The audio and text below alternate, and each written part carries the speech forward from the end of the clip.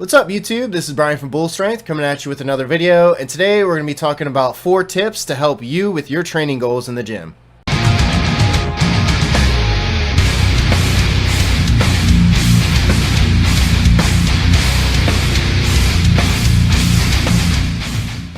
What's up everyone? So today we are talking about 5 tips that are going to help you get to your training goals depending on what they are. So this is going to give you a little more structure in the gym and kind of help you realize your purpose.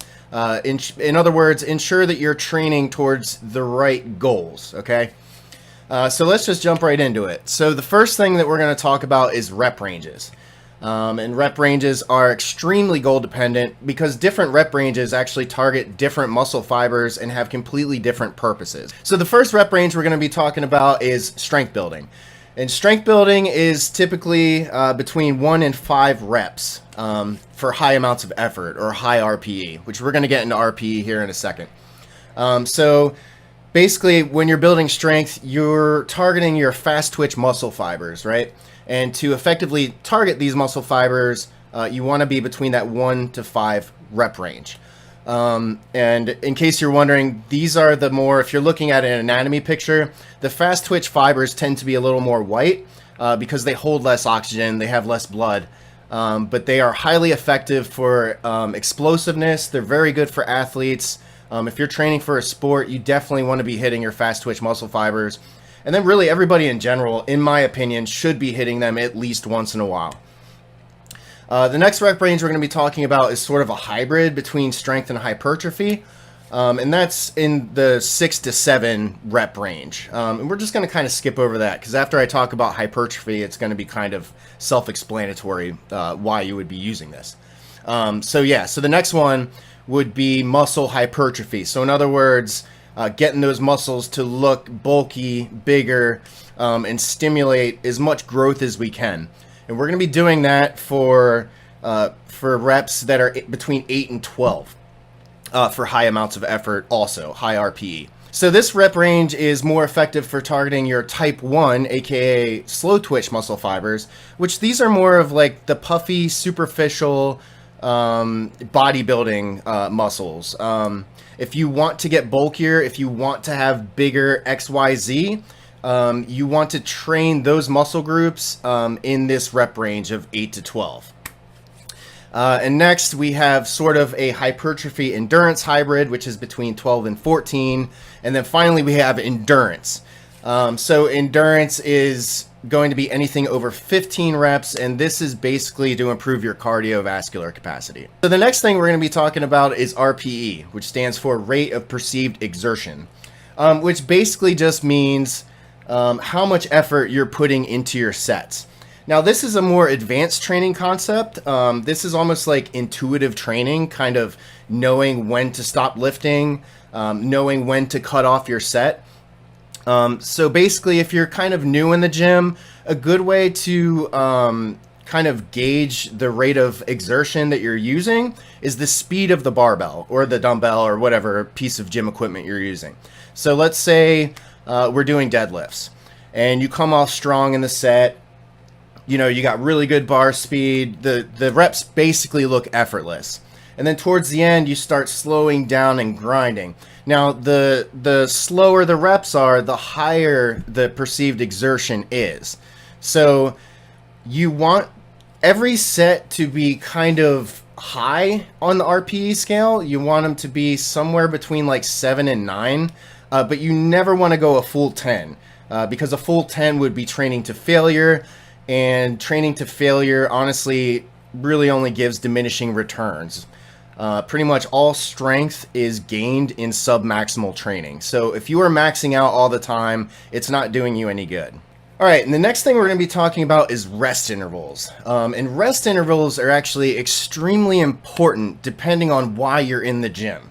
Very much like doing different rep ranges, this is very goal dependent. This depends 100% on what kind of goals you're trying to achieve in the gym, right? So for strength building, so if you're training in that 1 to 5 rep range for sets, you want about 3 to 5 minutes in between sets. And I know, when I tell trainees to kind of chill for at least 3 minutes, a lot of them kind of give me weird looks because it sounds foreign to just kind of sit around for a longer period of time in between sets. But when it comes to building strength, you want to come at every set with as much effort as you can put into it. So you want to be able to have a high RPE, but you also want to be very well rested. Basically what we want is for our ATP system, which is pretty much where we get our energy from when we train, we want the ATP system to be fully recovered before we go for another set. Because with strength building specifically, we want to put in 100% effort on every set. There was a study that was done where they compared athletes that rested for 1 minute versus athletes that rested for 3 minutes in between sets. And after a month, they found a 7% increase in strength with the group that rested for 3 minutes instead of 1 minute. So if the goal is a bigger bench, a bigger deadlift, a bigger clean, you want to make sure you're getting 3 to 5 minutes in between sets if you're training in that lower rep range. Now, as for hypertrophy, the rest interval is going to be a little bit shorter. You're going to be about between 1 and 2 minutes. The shorter rest period is basically to trigger some anabolic hormones, which are going to increase muscle mass. Now remember, we're talking about hypertrophy. So we're talking about bodybuilding style exercises. So if the goal is to look as swole and jacked as you possibly can, you're going to want to follow this protocol of 1 to 2 minutes in between sets. You will gain strength with rest intervals this short, but it will take longer. This is more for looks and not so much for strength, right?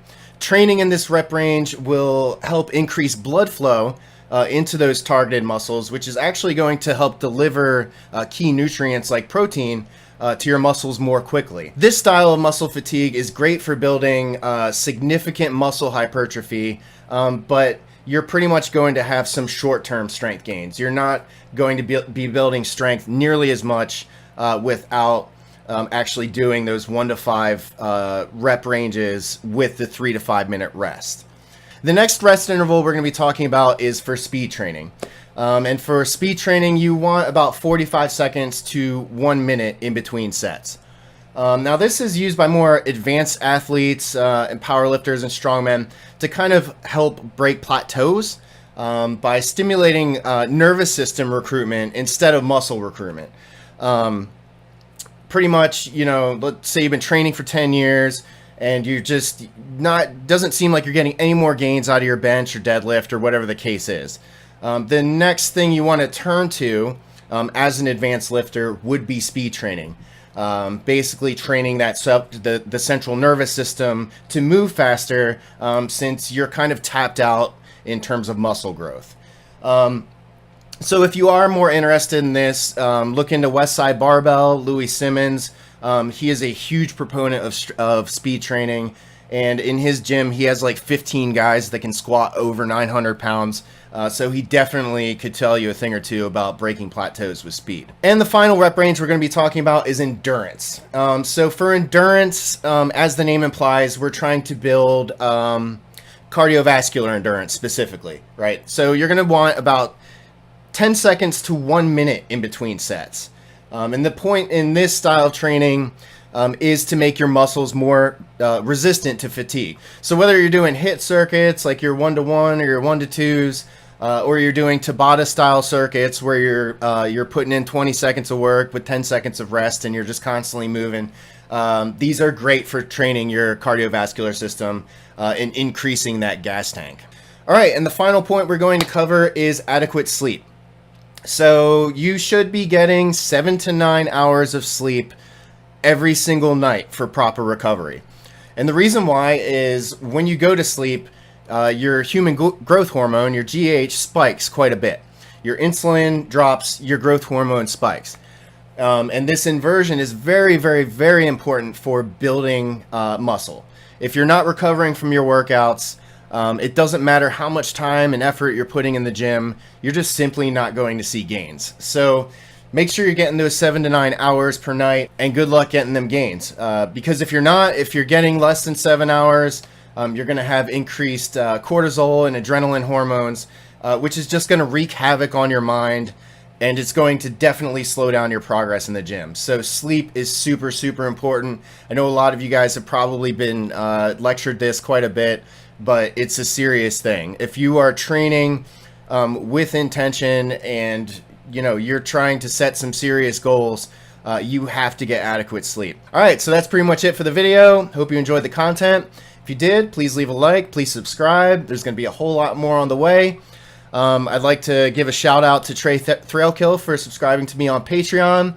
There's going to be a link below if any of you guys want to help support me or want to get coached by me personally. Link will be in the description. I'll see you in the next video. Peace out.